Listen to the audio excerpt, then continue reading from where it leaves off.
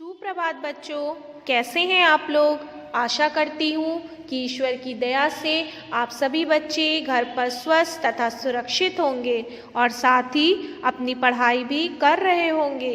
बच्चों, आज हम हिंदी व्याकरण का पाठ 15 वचन का अध्ययन करेंगे। यह पाठ कक्षा 6 के छात्रों के लिए है। तो आइए बच्चों, हम अपने इस पाठ को शुरू करते हैं। पाठ 15 वचन। मैं आपके सामने कुछ वाक्यों को पढ़ूंगी जिसे कि आप ध्यान से सुनेंगे। पेड़ पर चिड़िया बैठी है। फिर दूसरा वाक्य है उसी का, बकरी घास चर रही है। कमरे की खिड़की खुली हुई है। सबसे पहला वाक्य हमने देखा था, पेड़ पर चिड़िया बैठी है। अब हम उसी के नीचे वाला देखेंगे, पेड़ पर चिड़िया बैठी है। यहाँ पे बच्चों चिड़िया एक वचन को बता रहा है और चिड़िया क्या है, एक से ज्यादा है, तो ये बहुवचन को बता रहा है।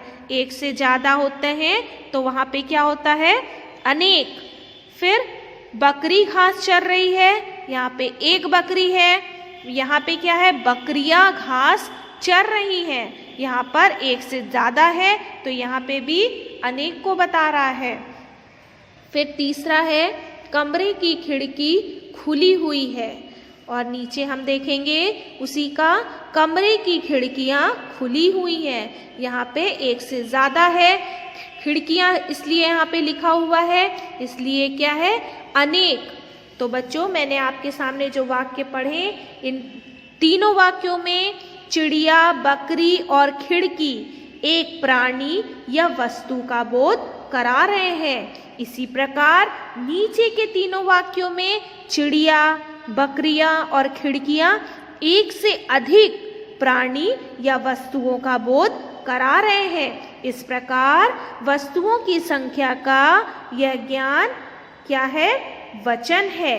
तो वचन की क्या परिभाषा है वो भी हम देखेंगे कि शब्द के जिस रूप से उसके एक या अनेक होने का पता चलता है, बोध होता है, उसे वचन कहते हैं। वचन के भेद देखेंगे अब हम कि वचन के कितने भेद होते हैं। हिंदी में वचन के दो भेद होते हैं, पहला एक वचन और दूसरा बहुवचन। तो सबसे पहले हम देखेंगे एक वचन। यहाँ पे भी मैं आपके सामने कुछ उदाहरण पढ़ रही हूँ, जैसे लड़की पतंग उड़ा रही है, सौरभ पुस्तक पढ़ रहा है। और तीसरा उदाहरण है, दर्जी कुर्ता सिल रहा है।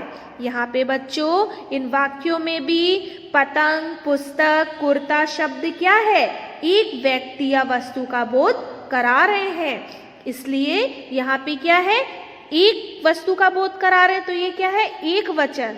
तो एक वचन की क्या परिभाषा है कि शब्द के जिस रूप से एक वस्तु, पदार्थ या व्यक्ति का पता चलता है या कहेंगे बोध होता है, उसे एक वचन कहते हैं। जैसे मेज, कुर्सी, पेन, बस्ता, सड़क, बस, घड़ी, दीवार, लड़का, छात्रा, शिक्षक आदि शब्द एक वचन के रूप है।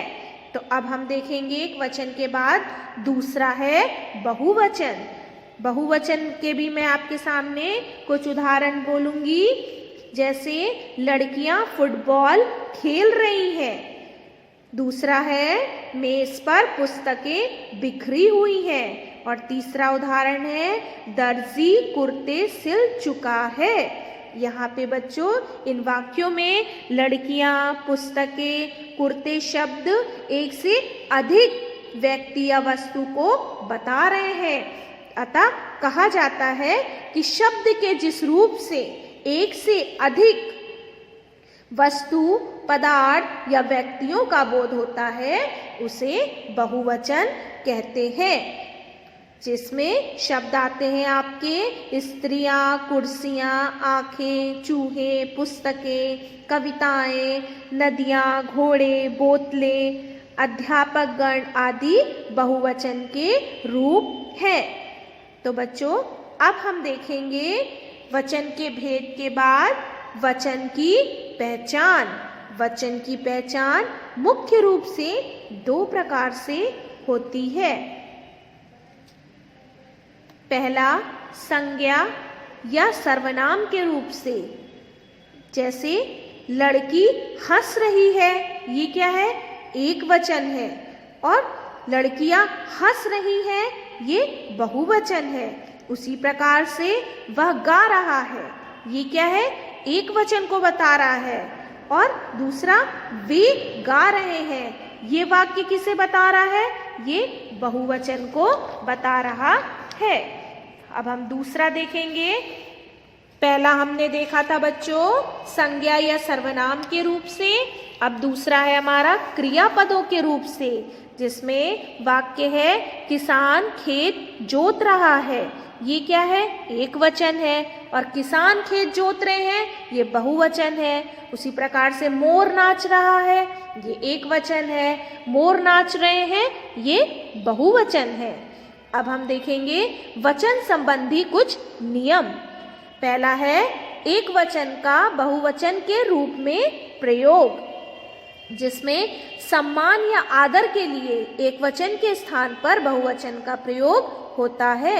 इसे आदरार्थ बहुवचन कहते हैं। जैसे कि बच्चों, मेरी माता जी कल आएंगी, गांधी जी राष्ट्रपिता कहलाते हैं। फिर हम देखेंगे दूसरा, बड़प्पन, अभिमान या अधिकार प्रकट करने के लिए भी एक वचन के स्थान पर बहुवचन का प्रयोग किया जाता है। इसमें जैसे वाक्य आएंगे इस प्रकार से, हम कह रहे हैं यहाँ से चले जाओ। दूसरा वाक्य है, हमें भी तो कुछ बताइए। फिर हम तीसरा देखेंगे, कुछ शब्द सदैव बहुवचन में ही प्रयुक्त होते हैं, जैसे प्राण, दर्शन, हस्ताक्षर, बाल, होश, आंसू आदि। इसमें वाक्य आएंगे जैसे, भूकंप का समाचार सुनकर उसके होश उड़ गए। फिर दूसरा हम देखेंगे, क्षण भर में उसके प्राण निकल गए।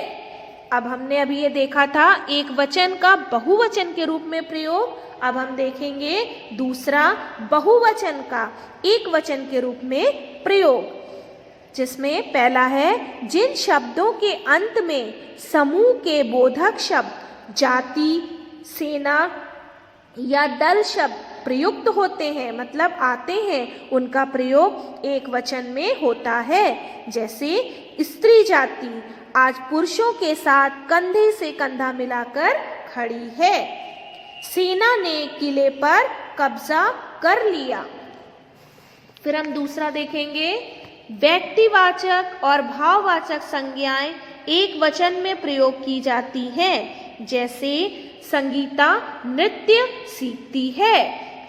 दूसरा वाक्य है, सत्य की हमेशा जीत होती है। फिर हम देखेंगे तीसरा पॉइंट है, तीसरा प्रमुख बिंदु है, धातुओं का बोध कराने वाली जातिवाचक संज्ञाएं एक वचन में प्रयुक्त होती हैं। जैसे आजकल चांदी सस्ती हो गई है, खाने में तेल का प्रयोग कम करना चाहिए। अब हम देखेंगे इसी का चौथा, कुछ शब्द सदैव एक वचन में प्रयुक्त होते हैं, जैसे जनता, वर्षा, पानी, आकाश, दूध आदि। तो बच्चों अभी हमने देखा था वचन संबंधी कुछ नियम। अब हम पढ़ेंगे वचन परिवर्तन। स्त्रीलिंग शब्दों के एक वचन से बहुवचन बनाने के नियम को भी हम देखेंगे। तो सबसे पहला नियम है, शब्दों के अंत में आ के स्थान पर ए कर देने से। एक वचन है हमारा आँख, आँख का बहुवचन होगा आँखें। यहाँ पे बच्चों आ है, आपको हेडिंग में दिखाई दे रहा है आँख, और उसका बहुवचन क्या है? आँखें। तो क्या है? आँखें में आपको क्या सुनाई दे रहा है? ए कर देने से। फिर पुस्तक, पुस्तकें, बहन का बहनें। इन सब में आखिरी में आपको क्या सुनाई दे रहा है? कौन सा ए शब्द सुनाई दे रहा है? फिर हम दूसरा देखेंगे, शब्दों के अंत में आ के साथ ए जोड़कर देने से क्या शब्द बनता है। एक वचन है कविता, बहुवचन कविताएं, महिला महिलाएं, सेना सेनाएं। फिर हम तीसरा देखेंगे, शब्दों के अंत में बड़ी ई को छोटी ई में बदलने और या जोड़ देने से।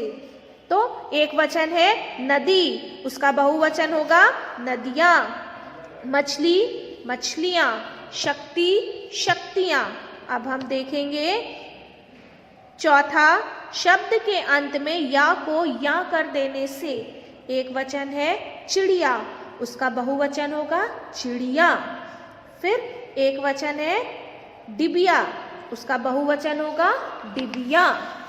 फिर हम देखेंगे ई शब्द के अंत में छोटा ऊ और बड़ा ऊ के स्थान पर उए करने से। एक वचन है वधु, उसका बहुवचन होगा वधुएं। फिर एक वचन है धातु, उसका बहुवचन होगा धातुएं।